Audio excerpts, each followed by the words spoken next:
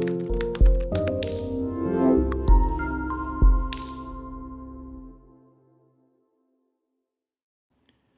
guys, I wanted to make a quick devlog of a game I've been working on. It's called Alpha. It's an automation style survival game, and just wanted to document the process a little bit. I've been working on it for a few weeks now, and this is where I am. So when you load up the game, basic menu, we can start a new game or load a saved, and also join an existing game. So this is multiplayer. If somebody starts a new game, they are technically hosting, and then friends can join. So we'll start a new one here, and we'll call it DevLog. And currently only creative and test world, and then we're gonna host this new game. And when we come in, we're in this pretty blank world, but again, we're just getting going here. And in this world, there's these different nodes which have different resources. So when you press the B button, it brings up your build menu. And let's start with harvesting here, and we'll get a drill. And there's no material on these nodes yet, so you can't tell what they are, but I happen to know that this one is iron here.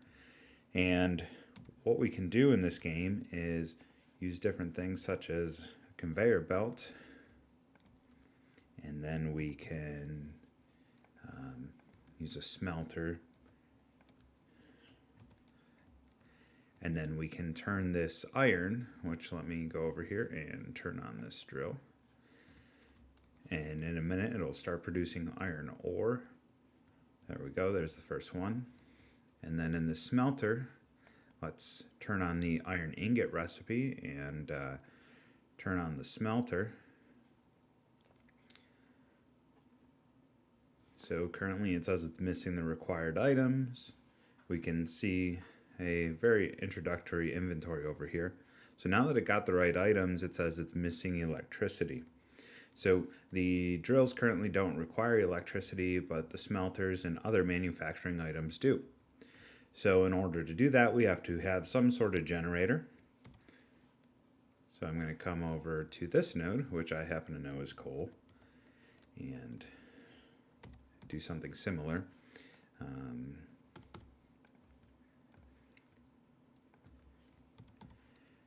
then let's go to electricity and create a steam generator here.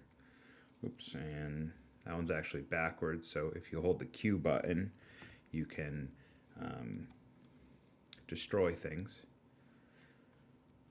So now I'll come and turn on this drill, and we'll start having coal come out of there in a minute. Okay, there's our first piece. Then over at the generator here, we can see our inventory here, which now has a piece of coal, and there's another one coming in. Great. So in just a moment, this machine should start producing electricity. Okay, good. So now we have 10 of 100, and as it produces more, it'll continue to increase. Now it went down a little, and I noticed over here that the smelter outputs some iron ingots. That's because it now has the electricity. The electricity is wireless and works in a dome area. So if I come over here and hit show power sphere, we can now see this line across the map, and it's creating a dome shape. And basically our generator has to be within that circle to power this machine. I'm going to turn this off for a minute. Now, one thing I haven't made yet is any way to pick up items. So these ones are going to be in the way of our next conveyor. Let's see here. Let's see if I can get the conveyor to still snap with those there. Okay, it happens too. But a lot of times those will block things. Okay, and then one of the next steps is going to be an extruder. And the extruder allows us to take ingots of metal and make usable pieces like metal plates, rods, gears, bolts, etc. So I'm gonna do metal plates. And then let's add some additional conveyors. And we can add an assembler here. And then in the assembler, let's turn those metal plates into a steel drum, since that only takes metal plates. There's only one other recipe right now for a gearbox, which takes several different types of things. It takes gears, metal rods, and metal plates. So let's go ahead and turn this on. And I see the power sphere still up from the other one, so we're going to have to turn that off. Let's see here. We have metal plates active, but we need to turn this machine on.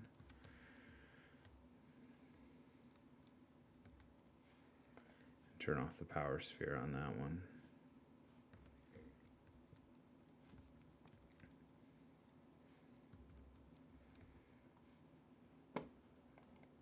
Oh, apparently I turned off the machine as well. Oh yeah, so that we could place the conveyor. Okay, great. So now we have the ingots going out, and those are going to go into the extruder and make metal plates. So once we get a few ingots in there, this should output. And again, some of the meshes and models have been done in this game, and some of them haven't. Like for instance, these metal plates just have a grid texture on them. Same with the assembler here. So the assembler took in the metal plate, and we're crafting steel drums, but we're waiting for more pieces. So we should have that output in a minute. So real quick, I'll talk about some of the building pieces. So we have floors and ramps to make multiple stories. Oops. And let's add some more floors up here.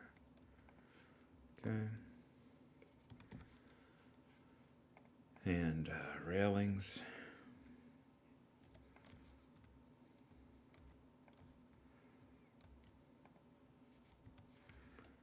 Okay. We can also do several different types of windows. So here's like a full window wall. Let's see here. And so we just output a drum. We were facing the other direction. It rolled away a little bit. These drums are a little bigger than I planned. Also, most of the things in this game are physics enabled, so you can push these around. Plates are a little tough because they're not that tall, but you can see how it flipped up when I stepped on it. Or push around the ore a little bit. Because of the physics of this game, sometimes things fall off the conveyors, like how that one rolled really close to that edge. So conveyor rails and things like that may be something that I create. So going back to the building pieces, sorry I got sidetracked.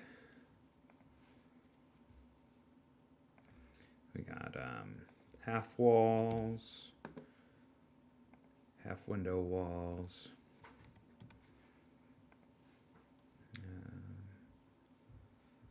I believe we showed all of those pieces. So in the conveyors, we obviously use the conveyor belt.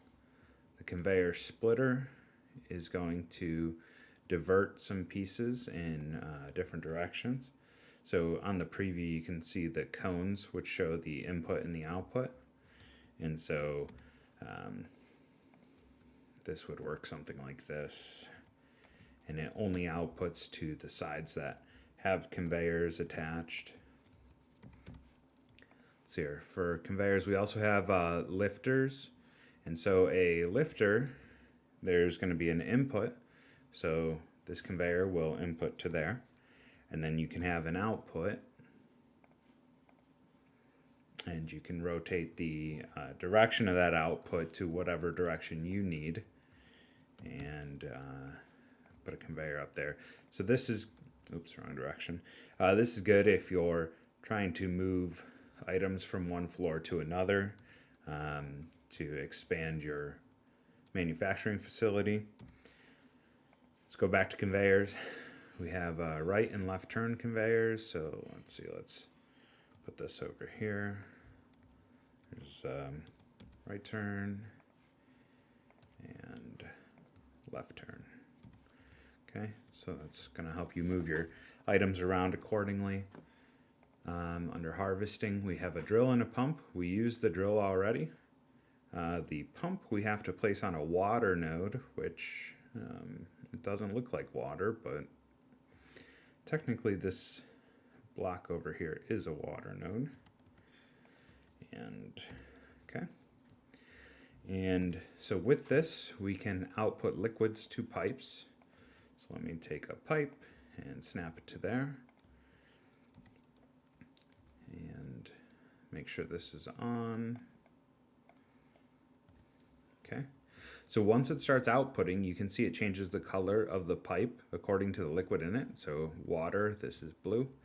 And then what will happen is as water is produced, the ending pipe will become a denser color or more opaque.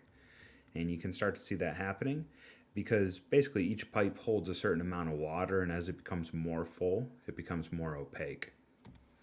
And then with the pipes, there's some different pieces. So here's a pipe splitter. And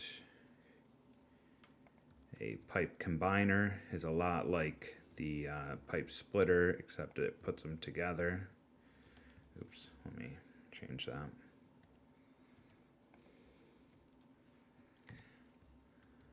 Okay. And then we also have a short pipe